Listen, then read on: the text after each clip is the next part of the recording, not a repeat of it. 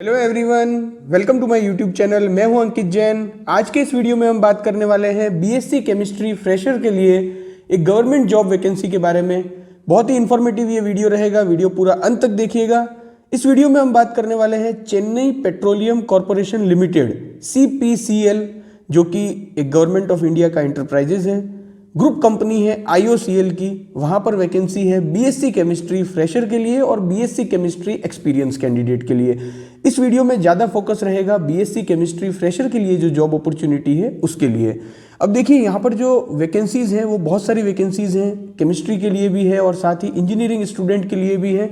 अगर आप इस नोटिफिकेशन को देखेंगे तो जो शुरू की 4 वैकेंसी हैं CPCL 01, 02, 03 और 04, ये जो वैकेंसीज हैं ये बीएससी केमिस्ट्री फ्रेशर के लिए है। साथ ही इस वीडियो में मैं आपको ये भी बताऊंगा कि अगर आपने MSc केमिस्ट्री किया है तो क्या आप इस वैकेंसी के लिए एलिजिबल होंगे या नहीं होंगे।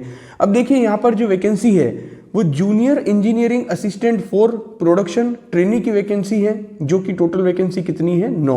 इसके अलावा जो वैकेंसी है वो junior engineering assistant for category 1 की है, जहां पर टोटल 19 वैकेंसी है। Junior engineering assistant production category 2 की वैकेंसी है, जिसमें टोटल 4 वैकेंसी है। और junior quality control analyst for QC quality control trainee की टोटल 3 वैकेंसी है। अब यहाँ पर जो ट्रेनी की वैकेंसी है, junior engineering assistant for production trainee, जो कि टोटल 9 वैकेंसी है, और junior quality control analyst QC trainee की जो 3 वैकेंसी है, इसके लिए BSc chemistry fresher student eligible है। यहाँ पर कोई एक्सपीरियंस रिक्वायर्ड नहीं होगा, लेकिन जो कैटेगरी 1 और कैटेगरी 2 की जो वैकेंसी है, जिसमें कैटेगरी 1 की जो वैकेंसी है जिसमें 19 वैकेंसी है और कैटेगरी 2 की वैकेंसी में 4 वैकेंसी है, उसके लिए एक्सपीरियंस चाहिए होगा। कैटेगरी 1 में 1 साल का एक्सपीरियंस चाहिए होगा और कैटेगरी 2 में 3 साल का एक्सपीरियंस चाहिए होगा। तो अगर आपने बीएससी केमिस्ट्री किया है, आपके पास कोई एक्सपीरियंस भी नहीं है, तो भी आप इस वैकेंसी के लिए अप्लाई कर सकते हैं। आप जूनियर इंजीनियरिंग असिस्टेंट 4 की वैकेंसी के लिए या junior quality control analyst for QC trainee की वैकेंसी के लिए अप्लाई कर सकते हैं। अब आपको यहाँ पर एक बात बता दूं कि कोई भी जो स्टूडेंट होगा जो एलिजिबल है, सारे एलिजिबिलिटी क्राइटेरिया को मीट करता है, वो केवल एक ही वैकेंसी के लिए अप्लाई कर सकता है। ऐसा नहीं होगा कि आप junior engineering assistant for production trainee के लिए भी अप्लाई कर दो और junior quality control analyst for QC trainee के लिए भी अप्लाई कर दो। हर स्टूडेंट जो कि एलिजिबल है उसे केवल एक ही वैकेंसी में अप्लाई करना है, इस बात को आपको ध्यान में रखना है। साथ ही यहाँ पर इस नोटिफिकेशन में एक पॉइंट मेंशन्ड है, वो है अपॉर्चुनिटी फॉर वुमेन। जब आप इस नोटिफिकेशन को पढ़ेंगे और स्पेशली जो वुमेन कैंडिडेट्स हैं, तो इस पॉइंट को स्पेशली आप ध्यान से पढ़िएगा। यहाँ पर एक बात बहुत क्लियरली लिखी हुई है, women candidate will not be considered for the vacancies in production and also against the cadre और work area that require shift operation like P&U operation, boiler and electrical and fire and safety और maintenance. तो अब यहाँ पर जो women candidate है वो production की वैकेंसी के लिए एलिजिबल नहीं है, ये बात आपको ध्यान में रखनी है। अब बात करेंगे अपर एज लिमिट की।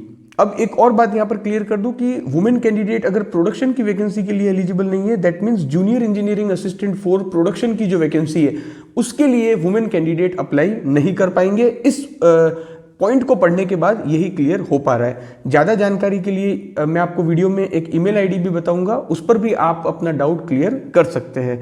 अपर एज लिमिट की अगर हम बात करें तो देखिए, एज ऑन 1 Feb 2024 तक आपकी जो अपर एज लिमिट है वो हो जानी चाहिए। CPCL 03, 07 और 010 की जो वैकेंसीज हैं उसमें अपर एज लिमिट 30 ईयर है। साथ ही जो दूसरी जितनी भी जो वैकेंसीज हैं उनमें अपर एज लिमिट जो है वो केवल 26 साल है। तो आपको अपर एज लिमिट का ध्यान रखना है। साथ ही रिलैक्सेशन अवेलेबल है, जो इस समय आप अपनी स्क्रीन पर देख पा रहे होंगे। अब बात करेंगे कि ये जो नोटिफिकेशन है इसकी ओपनिंग डेट थी 2 Feb 2024 और इसकी जो क्लोजिंग डेट है वो 26 फरवरी 2024 है। तो ये डेट का आपको ध्यान में रखना है। अगर आप एलिजिबल होंगे तो आपको 26 फरवरी 2024 से पहले इस वैकेंसी में अप्लाई करना है। साथ ही जो अपर एज लिमिट है उसके लिए जो डेट क्राइटेरिया फिक्स किया हुआ है वो 1 फरवरी 2024 है। तो 1 फरवरी 2024 जो है वो कट ऑफ डेट रहेगी आपकी अपर एज लिमिट के लिए। अब बात करेंगे junior engineering assistant for production trainee की जो वैकेंसी है उसमें क्वालिफिकेशन क्या चाहिए। तो बीएससी केमिस्ट्री चाहिए as a major subject with minimum 60% marks in general, OBC, EWS and 55% in case of SC ST against the reserve position. तो junior engineering assistant for production trainee के लिए आपको BSc केमिस्ट्री होना चाहिए with chemistry as a major subject, और 60% marks आपके होने चाहिए अगर आप जनरल, OBC या EWS कैटेगरी से हो, और 55% मार्क्स आपके होने चाहिए अगर आप SC या ST कैटेगरी से बिलोंग करते हो। वहीं अगर हम बात करें CPCL 02 और CPCL 03 की जो वैकेंसीज हैं, तो उनके लिए क्वालिफिकेशन तो सेम है, आपके पास BSc केमिस्ट्री होना चाहिए और बाकी क्राइटेरिया भी सेम रहेंगे जो अभी हमने डिस्कस किए, लेकिन आपको वर्क एक्सपीरियंस होना चाहिए, जो कि मैंने आपको पहले भी बताया था। कैटेगरी 1 में जो वर्क एक्सपीरियंस है वो 1 साल का चाहिए और कैटेगरी 2 में 3 साल का वर्क एक्सपीरियंस होना चाहिए। अब बात करेंगे CPCL 04 की वैकेंसी, जो कि जूनियर क्वालिटी कंट्रोल एनालिस्ट की वैकेंसी है, ट्रेनी की वैकेंसी है। यहां पर भी आपको BSc केमिस्ट्री चाहिए होगा with chemistry as a major subject with minimum 60% marks in aggregate for general and EWS candidate.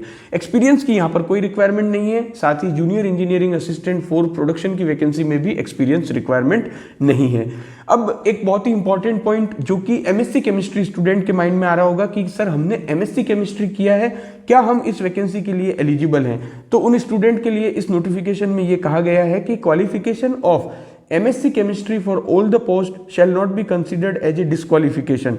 However, percentage requirement shall be applied on the graduation level exam only. तो देखिए, अगर आपने MSc केमिस्ट्री किया है तो भी आप इस वैकेंसी में एलिजिबल तो होंगे, लेकिन आपको ग्रेजुएशन में BSc केमिस्ट्री होना चाहिए एंड 60% मार्क्स आपके होने चाहिए अगर आप junior engineering assistant for production के लिए अप्लाई करना चाहते हैं।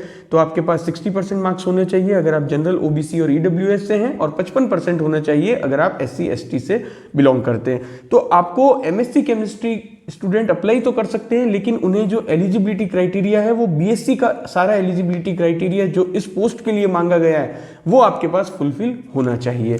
साथ ही एज क्राइटेरिया का भी आपको ध्यान में रखना है। अब बात करेंगे मोड ऑफ सिलेक्शन की। तो देखिए, अगर आप इस वैकेंसी में अप्लाई करते हैं तो यहाँ पर ऑनलाइन टेस्ट होगा और उसके बाद एक स्किल या फिर प्रोफिशिएंसी या फिजिकल टेस्ट होगा। तो 2 स्टेप में यहाँ पर सिलेक्शन होगा। पहले ऑनलाइन टेस्ट होगा, उसके बाद जो कैंडिडेट सेलेक्ट होंगे उनका स्किल टेस्ट या प्रोफिशिएंसी टेस्ट या फिजिकल टेस्ट किया जाएगा। ऑनलाइन टेस्ट जो होगा वो टोटल 120 मार्क्स का होगा और ये जो 120 मार्क्स का पेपर है ये 2 पार्ट में होगा। पहले होगा जनरल एप्टीट्यूड का, जिसमें टोटल 50 क्वेश्चंस पूछे जाएंगे, और उसके बाद कंसर्न सब्जेक्ट का होगा, यानी कि केमिस्ट्री के आपसे क्वेश्चन पूछे जाएंगे जो कि टोटल 70 क्वेश्चंस होंगे। और ये जो पेपर होगा वो MCQ मोड में होगा। 2 आवर्स की इस पेपर की ड्यूरेशन होगी और नेगेटिव मार्किंग 1/4 रहेगी। और एग्जाम की जो डेट है वो टेंटेटिवली 10 मार्च 2024 को चेन्नई में एग्जाम होगा। अब यहाँ पर सभी स्टूडेंट जो इस वीडियो को देख रहे हैं उन्हें कह दूं कि यहाँ पर जो एग्जाम का सेंटर है वो केवल चेन्नई रहेगा, ये बात आपको ध्यान में रखनी है।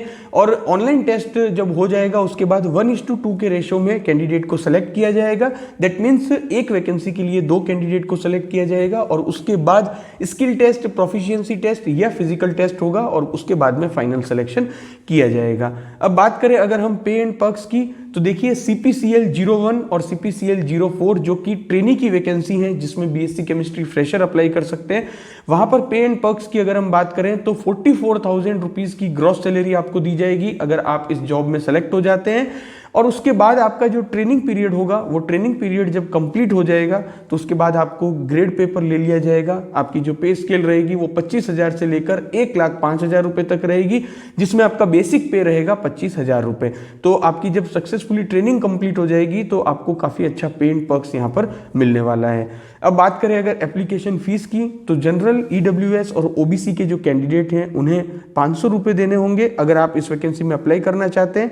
वहीं SC, ST, PWD और वुमेन कैंडिडेट के लिए कोई भी फीस नहीं है। दैट मीन्स उन्हें फीस से एग्जेम्पशन दिया गया है। तो एप्लीकेशन फीस के बाद हम बात करेंगे एक इंपॉर्टेंट पॉइंट जो कि मैंने ऑलरेडी आपको बता दिया कि 1 candidate has to apply to only 1 post with single email ID and mobile number. एक बात आपको ध्यान में रखनी है कि एक कैंडिडेट केवल एक ही वैकेंसी के लिए अप्लाई करे। ऐसा नहीं है कि आपने एक ही कैंडिडेट अगर 2 वैकेंसी के लिए अप्लाई करेगा तो वहां पर एग्जाम जो होंगे वो सेम डेट पे होंगे और सेम टाइम पर होंगे, तो वहां पर कॉन्फ्लिक्ट ऑफ इंटरेस्ट आएगा। इसीलिए एक कैंडिडेट केवल एक ही वैकेंसी में अप्लाई कर सकता है। अब बात करेंगे कि ऑनलाइन एप्लीकेशन आपको कैसे फिल करना है, इसकी पूरी जानकारी इस नोटिफिकेशन में दी गई है। और इस नोटिफिकेशन से रिलेटेड अगर कोई भी डाउट है, आप कुछ क्लैरिफिकेशन चाहते हैं, तो एक ईमेल आईडी दी गई है, उस ईमेल आईडी पर आप अपना डाउट पूछ सकते हैं और उस डाउट को क्लियर कर सकते हैं। तो आप सभी स्टूडेंट जो कि इस वीडियो को देख रहे हैं, पहले इस नोटिफिकेशन को अच्छे से पढ़ लीजिएगा। उसका लिंक मैं आपको अपने व्हाट्सएप चैनल पर भी पोस्ट कर दूंगा, साथ ही मैं डिस्क्रिप्शन में भी डाल दूंगा वो लिंक। पहले उस नोटिफिकेशन को पढ़िएगा और उसके बाद अगर आप एलिजिबल है तो अप्लाई कीजिएगा। वीडियो को अपने फ्रेंड्स के साथ भी शेयर कीजिएगा। Thank you for watching this video.